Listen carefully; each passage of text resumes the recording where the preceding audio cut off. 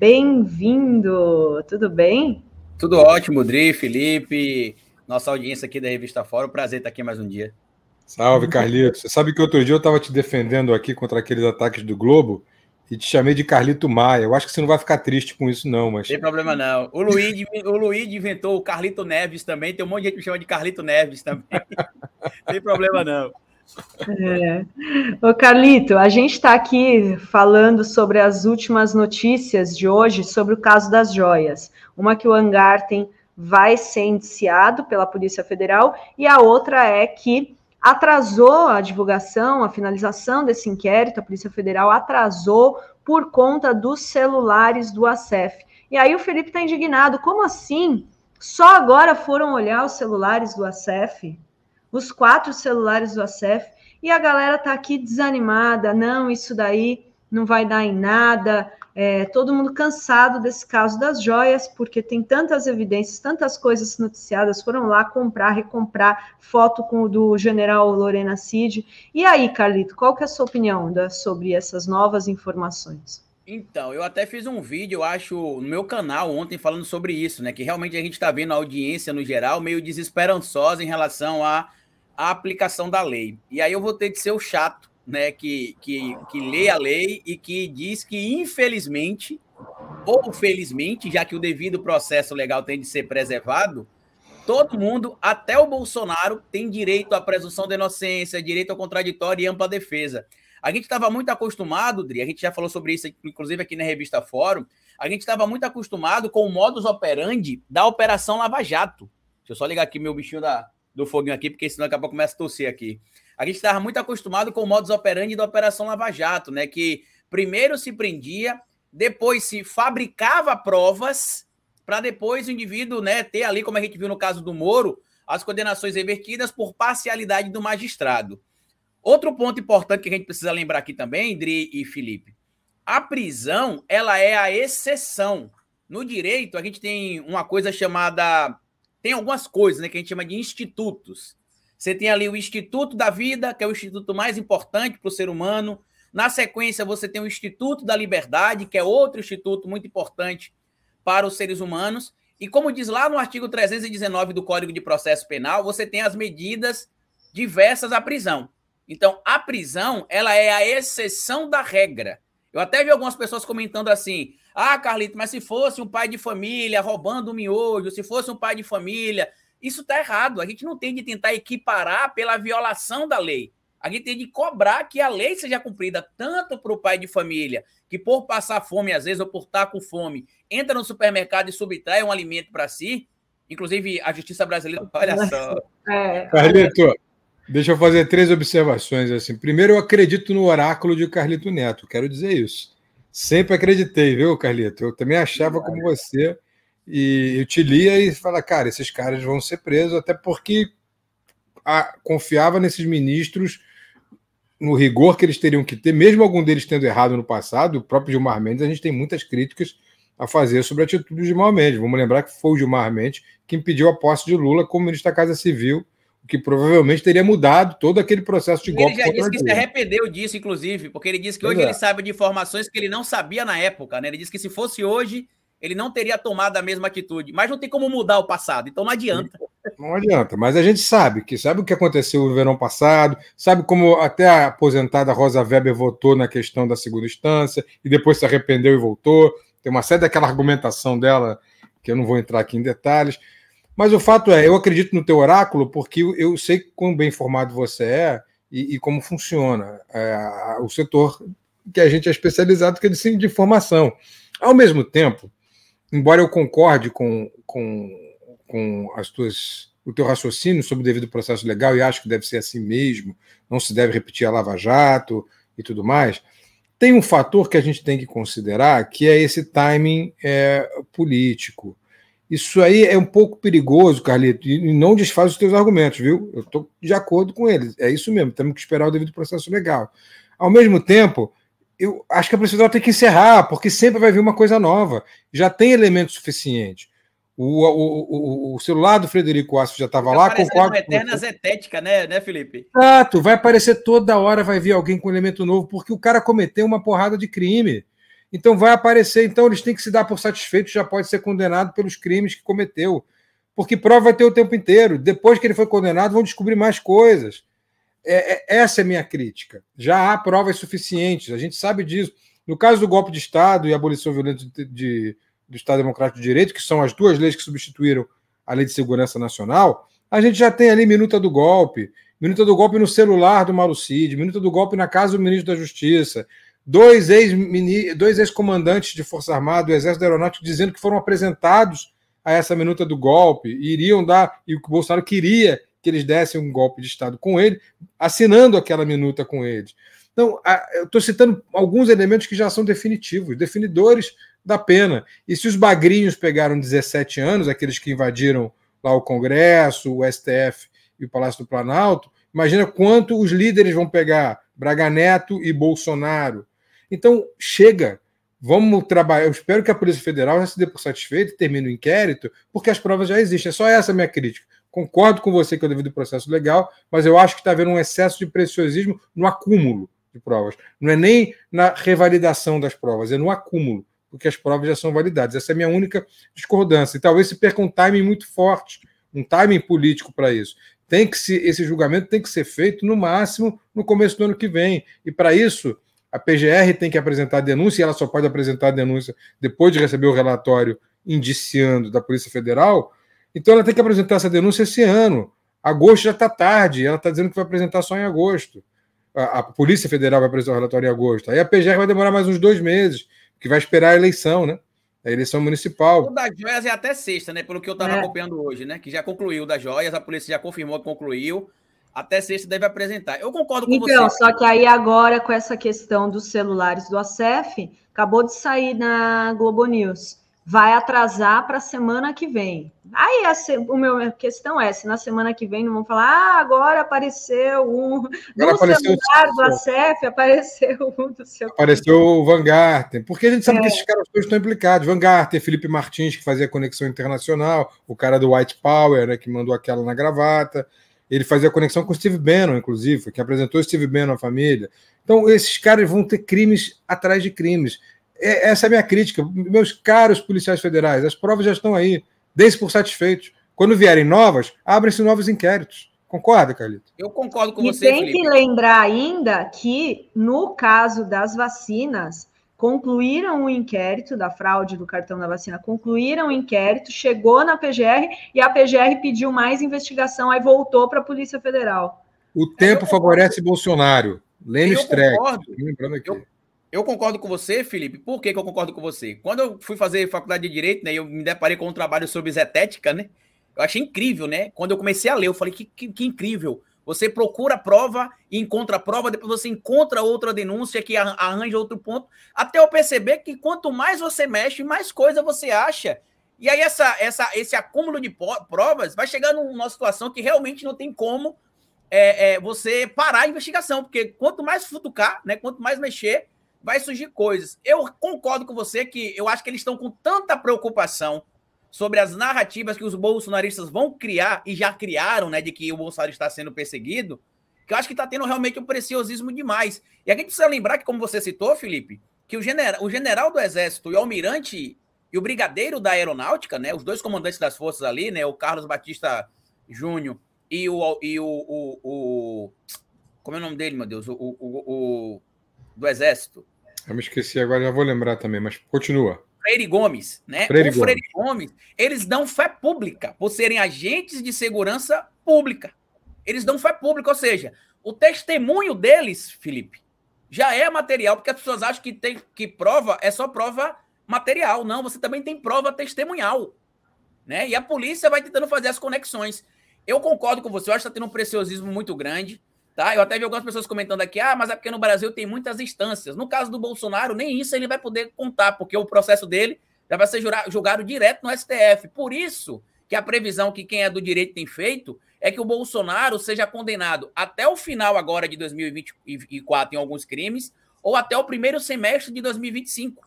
E aí muita gente está perguntando, Felipe, Carlito, mas será que ele vai ser preso mesmo? Gente, no pior cenário de todos, digamos que o Bolsonaro seja julgado apenas, não vai acontecer, mas só um cenário hipotético, que ele seja julgado apenas pelo André Mendonça e pelo Cássio Nunes Marques, eles decidam absolver Bolsonaro de alguns crimes e condená-lo com pena mínima em outros.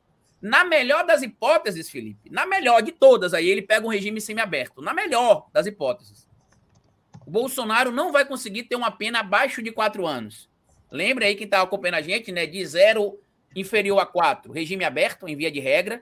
Superior a 4, inferior a 8, regime semiaberto. E superior a 8 anos, regime fechado. É pouco, tá? Carlito. É pouco. Obviamente eu sei que você sabe que é pouco, mas eu estou dizendo que do ponto de vista simbólico é muito pouco. Isso. Não, eu acho que a condenação vai ser maior. Eu estou trazendo assim um cenário pessimista. Ele seria no mínimo preso, né? Em forma. Mas veja, cenário. Eu tenho um outro cenário pessimista que é o seguinte: é a articulação de um Congresso pela anistia dos crimes de 8 de janeiro. Pela anistia. Eles estão se articulando e estão usando isso. Não vai acontecer, é inconstitucional, Felipe. Eu sei, Carlito, é inconstitucional, mas pode criar uma crise entre poderes, porque o que está acontecendo é que há uma pressão em cima do Rodrigo Pacheco e do Alcolumbre para que a presidência do Senado entre nesse jogo, dessa votação. E o Supremo, claro que vai ter uma articulação para demonstrar que é inconstitucional. Mas aí vai se criar um clima para ter impeachment de ministro do Supremo. Esses caras não brincam em serviço. E o Alcolumbre, você se conhece o Alcolumbre. O Alcolumbre, a única coisa que ele pensa é naquela cadeira. Desde que a deixou, ele pensa em voltar o tempo inteiro. Então, mas tem vários fatores, viu, Felipe? Aí eu vou ser meio pragmático nesse sentido. Por quê? Até para caçar o mandato de um ministro do STF, porque diferente do que acontece com um político, que você precisa de um fato jurídico para gerar a abertura do processo de impeachment, que é um processo político, no caso do magistrado do STF, você só precisa de um fato jurídico. E eu vou dizer para vocês, você acha realmente que os 11, os 10, né? Vamos botar aqui um seja denunciado. Os 10 magistrados do STF aceitarão a utilização do, entre aspas, freios e contrapesos por parte do Senado sem crime de responsabilidade? Não vai acontecer. A ministra Carmen Lúcia, algumas semanas atrás, falou o seguinte, ó, tirem um cavalinho da chuva sobre esse papo de anistiar golpista, porque a Constituição, no artigo 60, parágrafo 4º, fala claramente que não serão motivos de PEC ou EC, né? Ou PEC ou EC, pedidos que visem, por exemplo, que são as cláusulas pétreas, fazer algumas alterações. Entre essas alterações, por exemplo, estaria ali a forma como a gente tem o nosso país dividido em 3 poderes. Então, você não pode anistiar o crime de quem tentou quebrar a República Brasileira, né, atrapalhar o funcionamento da tripartição dos poderes, atrapalhar a democracia. Eu sei que eu posso estar parecendo muito altruísta aqui, mas é porque a gente precisa ser técnico nesse momento. Por quê? Porque se acontecer, Felipe, isso que você tem medo, a gente tem que ir para a rua. Porque a gente não pode deixar que aconteça com o Brasil de novo, o que aconteceu em 2016. A Dilma foi inocentada. E agora, como é que faz? Reseta aí os 8 anos que ela ficou fora do poder, dá a cadeira de volta para ela? Não. É claro que a Dilma conseguiu fazer um rebranding na sua própria carreira, hoje é presidente de um dos bancos mais importantes do mundo, que é o Banco do BRICS. Mas a gente não pode aceitar isso de forma passiva. E outra coisa também, que a gente não tinha em 2016 e que a gente tem agora, Felipe, esse espaço na mídia. A gente tem hoje a internet. Se vocês observarem, os movimentos de rua das mulheres agora recentemente contra o Arthur Lira não foram gigantescos, foram movimentos que deu muita gente, mas não foram gigantescos. E eles frearam. Imagina, por exemplo, um movimento muito maior, quando surgir esse tipo de discurso. Ele sabe, como a gente fala aqui no Nordeste, Felipe, ele sabe o pau que pisa. Tomara que você esteja certo, meu oráculo. Eu acredito em você. Eu sempre sigo o meu oráculo Carlito Neto, mas eu acho que a gente tem que estar ali atento e fazendo esse contraponto, porque me preocupa, cara. Me preocupa essas articulações. Eu não confio nessa gente. E se o lawfare foi feito uma vez, ele pode ser feito de novo, inclusive contra membros do Supremo, e isso me preocupa muito. E sobre as ruas, só para finalizar o raciocínio, a gente está vendo o que está acontecendo na Argentina. O Milei está acabando com a população pobre na Argentina, os índices de pobreza subindo de forma alarmante, as pessoas passando fome, e aí tem uma repressão. O povo não vai tanto às ruas porque a Patrícia Buros, que foi a candidata do Macri à presidência que perdeu para o Milei, ela é a ministra da repressão. Bota a polícia na rua de uma forma muito repressora. Eu me preocupo muito até com com o controle das ruas, com a batalha nas ruas. A gente foi para as ruas agora, por causa do PL do estupro, foi bem, concordo com você, foi bem elaborado, foi bem articulado, mas nos últimos anos a gente tem perdido a rua para a extrema-direita, você concorda? Concordo totalmente. E aí a gente tem que pensar nisso também. E fortalecer os sindicatos. Eu até vi aqui uma pessoa no comentário falando, né, sobre a questão do time. Porque tá perdendo o time. Sérgio Luiz Bertozzi, né? Infelizmente, Sérgio, como eu tô falando para você, eu respeito a opinião do Felipe, concordo com o que ele tá falando.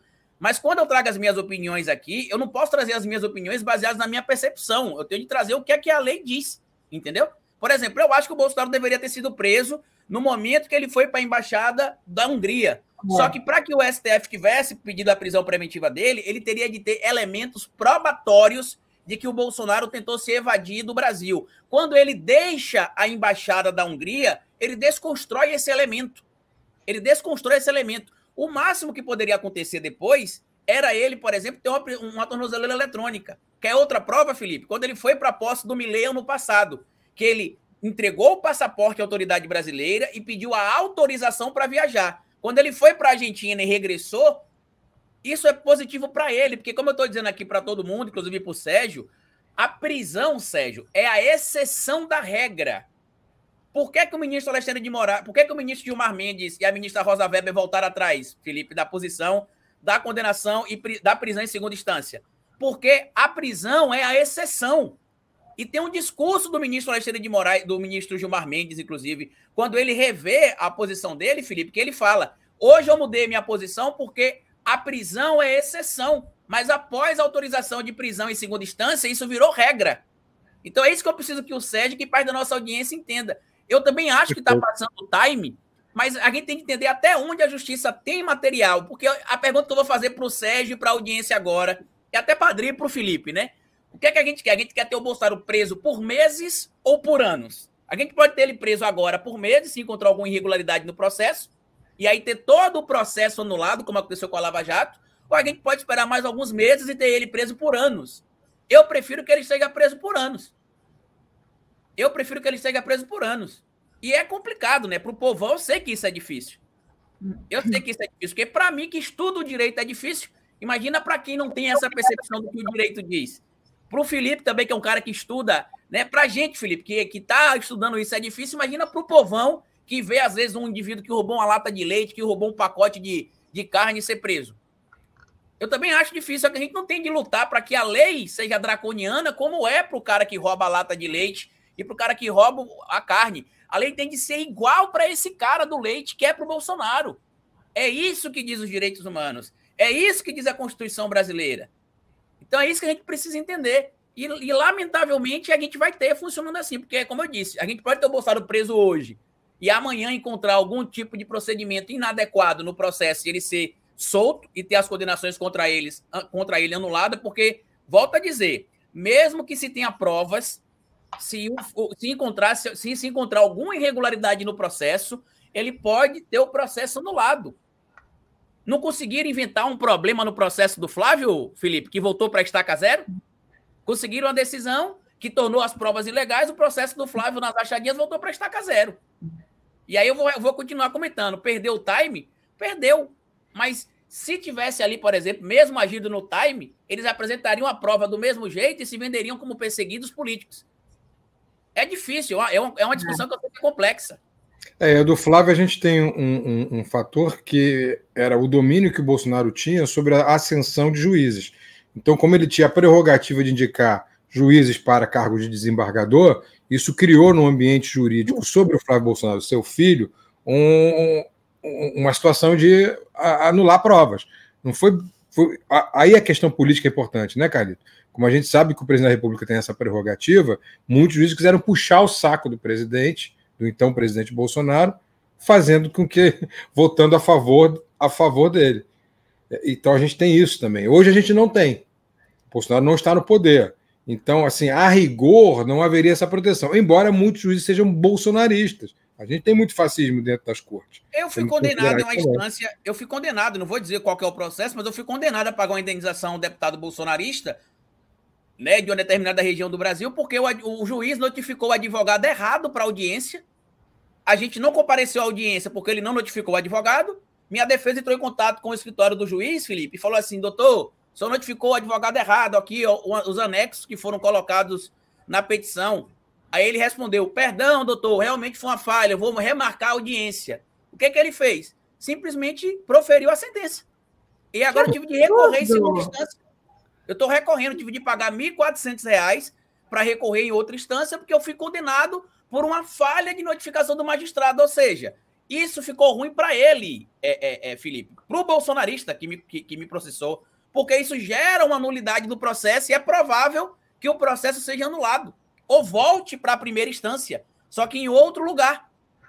Então, é difícil esse negócio de a gente entrar em time, porque nós que estamos nessa análise, a gente acha que tem de ter um time, mas o magistrado ele tem de ser inerte, ele não tem de se...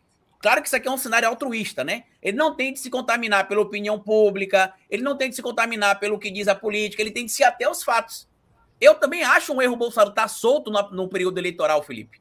Eu acho isso gravíssimo. Eu fiz vários vídeos no meu canal dizendo que ele deveria ser preso ainda no primeiro semestre de 2024.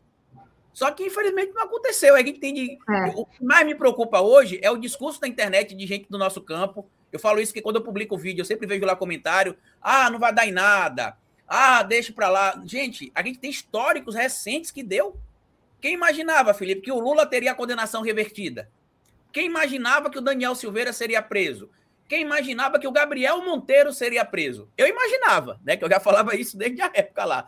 Mas a maioria das pessoas falava, ah, você disse que ele vai ser preso, nunca é preso. Você disse que ele vai ser preso, nunca é preso. São etapas, gente.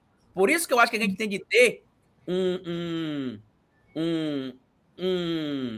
ensinamento na escola, inclusive, sobre conteúdos básicos ligados ao direito, para que as pessoas conheçam seus direitos e para que a gente entenda o básico, pelo menos, de como é que funciona o devido processo legal. Porque senão a gente vai ficar nessa eterna discussão. Ah, eu acho que deveria ser preso amanhã. Ah, eu acho que é assim. Eu acho que já tem prova suficiente. O Felipe também. A justiça, a PGR, achou que no caso das vacinas, não. E aí, a gente vai lá e bater na porta do Paulo Gonet. Ei, Paulo Gonet, bora? A gente aqui, eu e o Felipe... E no caso das vacinas, gente, é crime você entrar no sistema, forjar, fraudar um documento. Isso não tem, né? É muito evidente, né? E eu acho que, assim, mais grave do que o caso das joias é a tentativa de golpe, né, de Estado, que também vai fazer 2 anos daqui a pouco e nada, né? Deixa eu só ler aqui os superchats. Kênia Moreira manda aqui um super sticker. A Elis Maria, ela divulga, salve, divulgando ato em São Paulo contra o PL 1904, dia 27 de junho, olha aí, 27, quinta-feira, 18 horas, no vão do MASP, na Avenida Paulista. Vamos fortalecer, compartilhar e comparecer. É verdade, não pode baixar a guarda, né? Porque qualquer momento pode voltar aí a discussão esse projeto de lei, porque lembre-se que já foi aprovada a urgência, apesar de que com essa repercussão toda ele deve ficar lá engavetado, mas não dá para baixar a guarda. Caco Bock diz, um final a lá, incidente em Antares nos aguarda.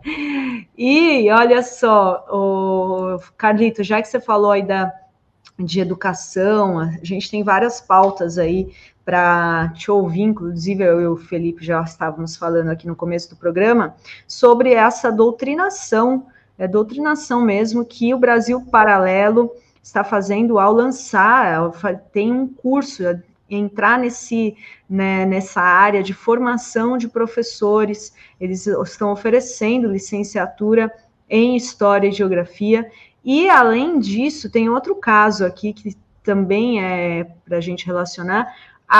O Tarcísio de Freitas, em São Paulo, aprovou as escolas cívico-militares e vai contratar policiais para dar curso de política para os jovens nas escolas. Quer mais doutrinação que isso, Carlito? Como que você vê esses 2 exemplos aí da extrema-direita avançando no revisionismo histórico das pessoas aí? Só fazer um adendo aqui, Dri, a um ponto importante, antes de a gente estar nessa pauta, né, que muita gente está comentando sobre a questão de ser presa com baseado. Ah, se eu for pego com baseado, eu vou preso, diferente de outras pessoas. Por isso que a gente está defendendo que o artigo 28 da Lei 11.343 seja alterado.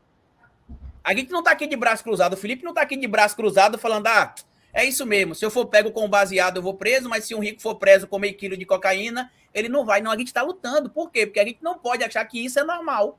Assim como a gente não pode achar que o pobre que vai preso porque roubou 1 quilo de carne está preso e isso é normal. A gente tem de lutar para reverter isso e não tentar fazer com que todo mundo seja punido violando a própria lei. Voltando a essa pauta, né, da educação, do escola com partido, né, que acho que a gente precisa marcar aqui agora, né, o Tarcísio aprovou o escola com partido. A gente já tinha, inclusive, dito isso desde a época que se acontecia a discussão sobre o escola sem partido, que a gente falava que, na verdade, não tinha papo de escola sem partido. Eles queriam escola com partido, mas com o partido deles. Eles não queriam divergências de ideias, eles não queriam pluralidade de ideias. Ao contrário, eles queriam pensamento monotemático ali, né? Ou seja, é o pensamento deles, é como eles imaginam. Sobre a ascensão do Brasil Paralelo, Dri e Felipe, eu acho que eu fui junto com o Clayson, nós somos os primeiros, lá em 2016, a denunciar o Brasil Paralelo. A gente dizia que o Brasil Paralelo era um grupo perigoso, que fazia revisionismos históricos freestyles, né? Que, inclusive, eles alegavam, Felipe, que eles faziam revisionismo histórico porque a história não fazia esses revisionismos, né? E na época eu citei o exemplo de Nied Guidon, que é uma das maiores arqueólogas do mundo, né? Arqueóloga brasileira. Exemplo, inclusive, da arqueologia no mundo inteiro, na América Latina como um todo. E eu expliquei, por exemplo, algumas descobertas dela que são baseadas em estudos que ela fez e que promoveram o revisionismo. Quer ver um revisionismo histórico recente, Felipe? Luzia, a mulher que foi encontrada em Lagoa Santa, Minas Gerais, que se estimava ali que ela tivesse entre 11 e 16 mil anos e que ela seria uma mulher negroide, provavelmente vinda ali da África para o Brasil. Para quem não sabe, existem 3 teorias de como o homem chegou no continente americano, né? Existe a teoria transatlântica, que eles teriam vindo de correntes marítimas pelo Oceano Atlântico para a América do Sul e América Central. Existe a teoria transpacífica, que eles também teriam vindo ali por correntes marítimas do Oceano Pacífico, e a teoria do Estreito de Bering. Tanto que se estimava, Felipe, que o homem teria chegado aqui no continente americano há aproximadamente 16 mil anos. Mas como é que o homem chegou aqui há 16 mil anos se Luzia tinha 16 mil anos? E aí eles revisaram, ampliaram isso para 30 mil anos. Depois se descobriu achados no norte da América do Norte, né, na parte mais acima, de restos mortais de um mamute que foi morto com instrumentos feitos por homens, né, por seres humanos, que datam de mais de 100 mil anos, perdão. Então, como é que não tem revisionismo histórico? Aí você pergunta para eles, eu não sei se vocês já tiveram a infelicidade de assistirem documentários, entre aspas, né, muitas aspas deles, né? Eu tive de fazer 3 vídeos desmentindo eles, né? A guilhotina da verdade, que eu fiz um vídeo chamado A Guilhotina da Inverdade. Depois teve lá o da Cruzados, que eu não lembro qual que é o nome mais, e do golpe de 64, que é Entre Armas e Livros. E sabe o que é que eu ouvia, Felipe, quando eu fazia vídeo? Carlito, ignora esses caras do Brasil Paralelo.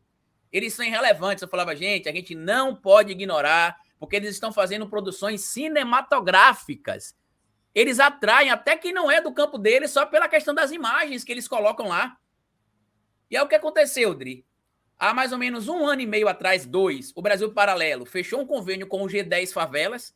Hoje está em mais de 200 comunidades e favelas do Brasil, distribuindo gratuitamente o seu catálogo, né, de estudos.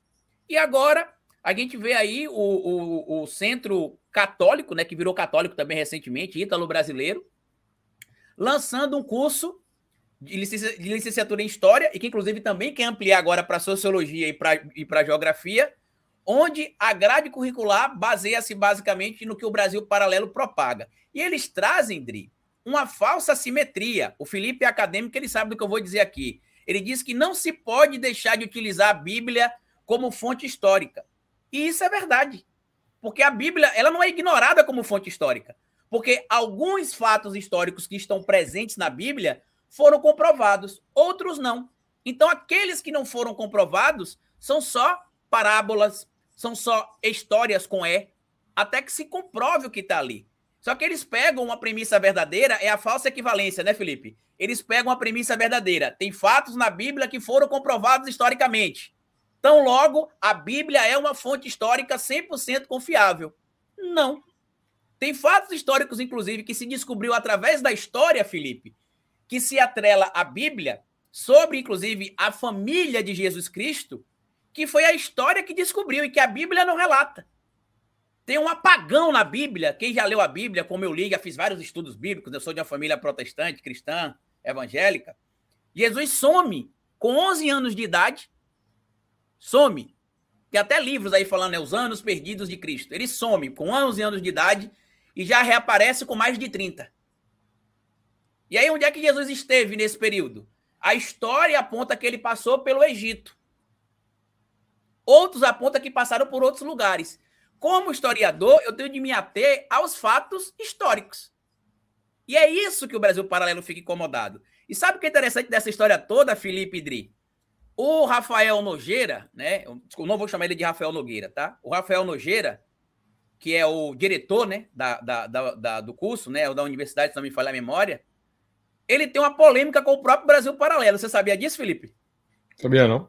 O Leandro Narlock, que inclusive, depois que eu desconstruí ele no Twitter, me bloqueou em todas as redes, né? Porque ele inventou teorias de que Lampião era rico e andava de Rolls Royce, não andava de cavalo, que Zumbi tinha escravos. E aí, depois que eu mostrei para ele que ele estava mentindo, que era só suposição, ele admitiu. Realmente é só suposição. Eu falei, como é que você coloca no livro que isso você tem prova? Não, eu deduzi que, baseado no formato da época, ou seja, Zumbi, por ser hierarquicamente visto como uma liderança, né, de comando no quilombo, ele tinha servos e não escravos. Ele tinha pessoas que prestavam serviço para ele, que trabalhavam para ele. E aí o Leandro Narlock espalhou essa história. E sabe quem foi que fez um artigo dizendo que era mentira que o Zumbi tinha escravos? O Rafael Nogueira. Tem um arquivo, se você procurar, você vai achar na internet, Idri. Um artigo muito famoso dele, desconstruindo o Leandro Narlock. Na época, ele ainda não era do Brasil Paralelo. Ele não estava no Brasil Paralelo. Ele já se dizia conservador, ele já se dizia defensor da monarquia, que ele é monarquista, né? Inclusive, queria que eles fossem morar em monarquias como a Arábia Saudita. Lá é a monarquia mais pura que tem, que é a absolutista.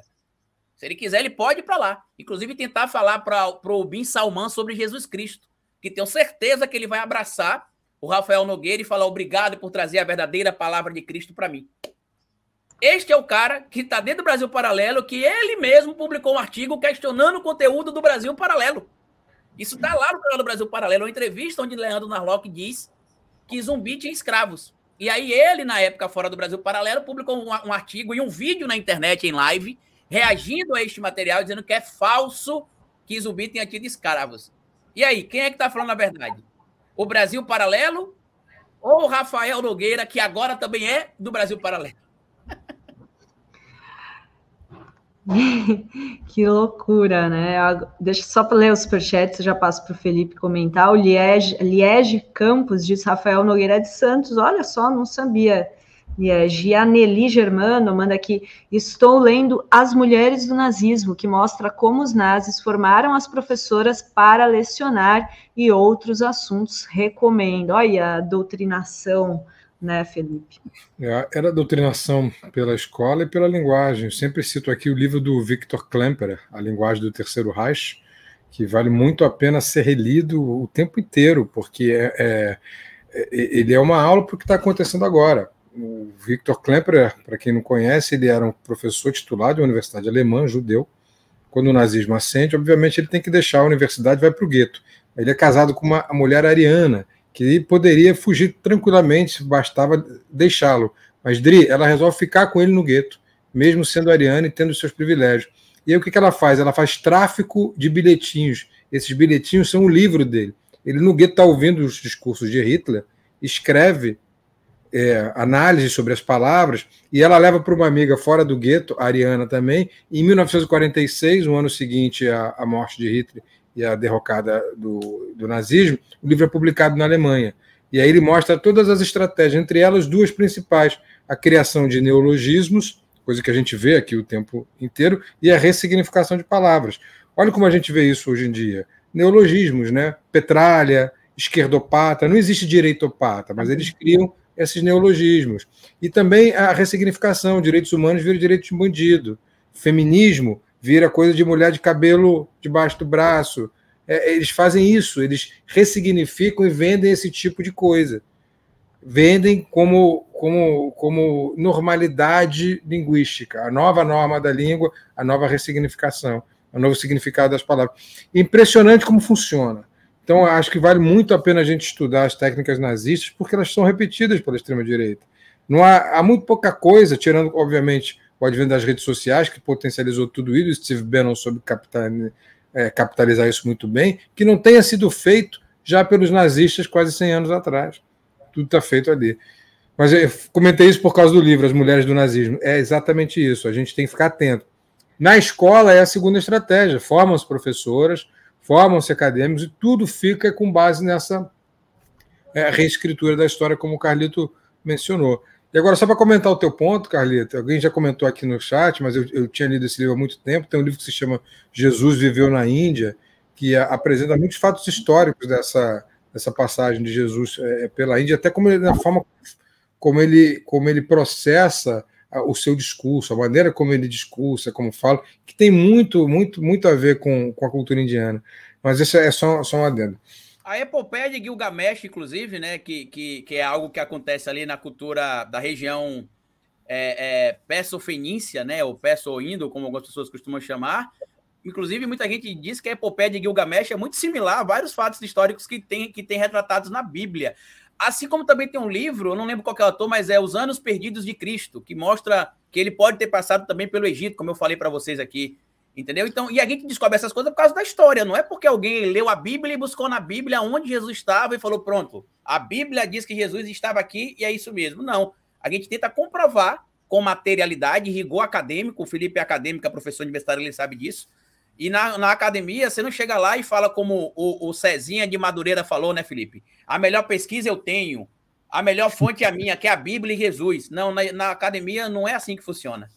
Na academia, é bom você citar a epopeia de Gilgamesh, porque o que é a epopeia? Ela é uma linguagem mitológica que forma imaginários. É a mesma coisa que faz a extrema-direita. A extrema-direita não está preocupada com a verdade, está preocupada com a construção de imaginários. E uma epopeia de Gilgamesh funciona perfeitamente. Isso está muito bem percebido por Goebbels, lá na Alemanha nazista, é muito bem percebido por Steve Bannon. Não interessa o que a gente vai contar, desde que ele tenha um conteúdo mítico, um conteúdo de controle do imaginário. A verdade é o que menos importa. Tanto que até você já mencionou isso uma vez, eu repito aqui, já tenho falado isso muitas vezes também, que o Steve Bannon dizia, quanto mais escabrosa for a mentira, melhor, porque vai gerar mais indignação e mais vai se falar nela. Isso é formação de imaginário. Então, veja como são estratégias complementares, meu caro Carlito. A linguagem do Terceiro Reich está lá, neologismos, e hoje as escolas e os mitos. E aí a gente ainda potencializa tudo isso nas redes sociais, né? Porque os algoritmos a gente sabe que vai distribuir cada vez mais os conteúdos mais absurdos, conspiratórios, fake news, etc. Né? Olha só, a gente já está aqui com Carlos Mink, deputado estadual, ex-ministro do Meio Ambiente. A gente vai falar sobre um julgamento importante hoje no Supremo Tribunal Federal que pode descriminalizar o porte de maconha para uso pessoal. Carlito, muito obrigada. Vou te liberar aqui. Carlito, 4 horas da tarde, vídeos aqui na Fórum, na TV Fórum, então assistam também o trabalho do Carlito no canal O Historiador. Muito obrigada, Carlito, até a próxima. Obrigado, até mais, tchau. Tchau.